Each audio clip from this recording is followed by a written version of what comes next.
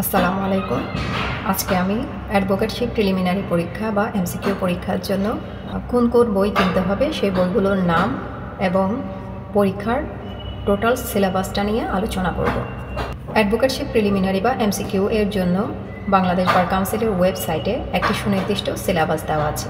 সেই সিলেবাস অনুযায়ী 100 মার্কসের এই পরীক্ষাটি 1 ঘন্টা সময় ধরে অনুষ্ঠিত হবে এবং সেখানে 7টি বই নির্ধারণ করে দেওয়া হয়েছে। সেই 7টি বইয়ের মধ্যে কোন বই থেকে কত মার্কসের প্রশ্ন আসবে সেটি নিয়েও এখানে স্পষ্টভাবে উল্লেখ আছে।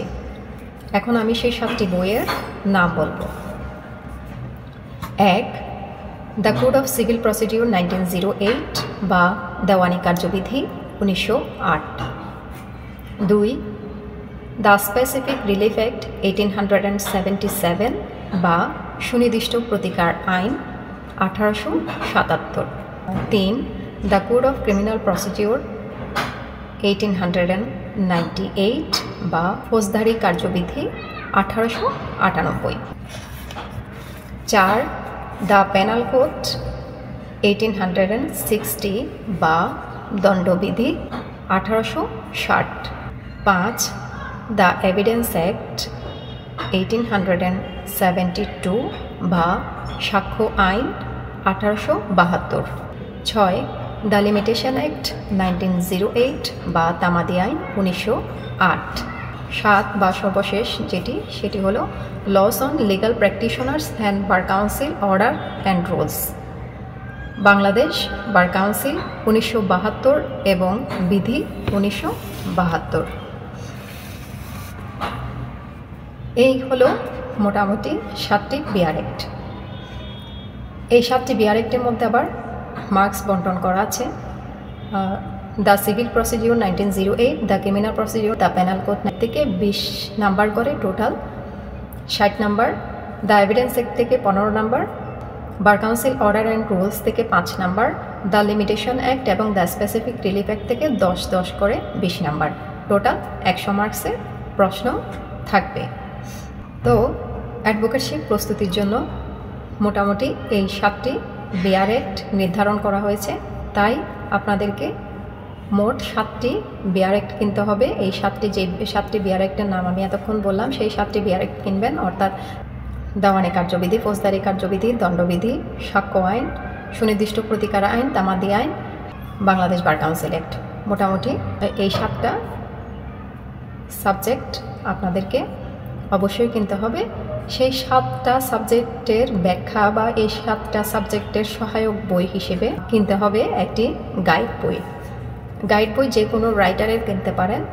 অনেকগুলো বই আছে, আইন পার্ট, অ্যাডভোকেটশিপ অ্যানালাইসিস, প্রিলি মাস্টার, ল এক্সাম এক্সপার্ট। সুতরাং এখন বার কাউন্সিল প্রস্তুতির জন্য আপনি টোটাল 7টা বিআর অ্যাক্ট কিনবেন, একটি গাইড বই কিনবেন, সাথে কিনবেন কিছু খাতা এবং কলম। পড়াটা কীভাবে শুরু করবেন সেই বিষয়ে যদি বলতে চাই, প্রথমেই আপনি একটি রুটিন করবেন। প্রথমত আপনি একটি রুটিন তৈরি করবেন। দ্বিতীয়ত আপনি এই 7টি বই বিআর অ্যাক্ট থেকে হোক অথবা গাইড বই থেকে হোক, এই 7টি বই রিডিং পড়বেন। যতদিন লাগে, আপনার 10 দিন লাগতে পারে, 15 দিন লাগতে পারে, 1 মাসও লাগতে পারে। প্রস্তুতি শুরু করার আগে প্রত্যেকটা বই আপনি রিডিং পড়বেন। পারলে গাইড বইয়ের সাথে এই যে বিআর অ্যাক্ট সেগুলো মিলিয়ে কনফার্ম হয়ে নেবেন কোনো ভুল ত্রুটি আছে কিনা। তো প্রথম অবস্থায় আপনি এই 7টা বই রিডিং পড়ে যাবেন। কোন বইটি আগে পড়বেন পরে পড়বেন সেটা যখন আপনি রিডিং পড়ে যাবেন তখন আপনি ডিসাইড করতে পারবেন যে কোন বইটা দিয়ে আপনার প্রস্তুতি সহজ হবে। কারো কাছে মনে হয় দেওয়ানি কার্যবিধি দিয়ে মনে হয় প্রস্তুতি শুরু করলে ভালো, অথবা বড় 3টা সাবজেক্ট আগে পড়ে ফেললে 60 মার্কস হয়ে গেল। আবার কেউ চিন্তা করে ছোট সাবজেক্টগুলো আগে পড়ি, আবার কেউ চিন্তা করে সহজ সাবজেক্টটা দিয়ে প্রস্তুতি শুরু করি। তো আমি যেটা বলবো সেটা হলো 7টি সাবজেক্ট আগে আপনি রিডিং পড়ে ফেলবেন। এরপরে আপনি এই 7টি সাবজেক্ট থেকে আপনার যে সাবজেক্টটি সবচেয়ে সহজ মনে হবে সেই সাবজেক্ট থেকে প্রস্তুতি শুরু করতে পারেন, অথবা আপনি ছোট সাবজেক্ট দিয়ে প্রস্তুতি শুরু করতে পারবেন। কারণ এই 7টা সাবজেক্টের মধ্যে ছোট যে 4টা subject, the evidence act, limitation act, specific relief act তারপর bar council, rules and order, এই 4টাতে টোটাল হচ্ছে আপনার 40 মার্কস। তো বার কাউন্সিল পাশের জন্য আমাদের লাগবে 50 মার্কস, তার মধ্যে 40 মার্কস কিন্তু এখানে আছে। এখানে এই 4টা সাবজেক্ট ভালো করে পড়লে সেখান থেকে আপনার 23 মার্কস তোলা সম্ভব, বা 30 থেকে 35 যদি আমরা এখান থেকে তুলতে পারি, বাকি থাকে আমাদের হয়তো 15 বা 20 মার্কস, যেটা আমরা ওই বড় 3টা সাবজেক্ট পড়ে তোলা সম্ভব। সুতরাং এইভাবেই পরীক্ষার প্রস্তুতিটা আমার মনে হয় অনেকটা সহজ হবে। পরবর্তীতে প্রত্যেকটা বইয়ের প্রত্যেকটা ধারা নিয়ে আলোচনা করব। সে পর্যন্ত ভালো থাকুন। আল্লাহ হাফেজ।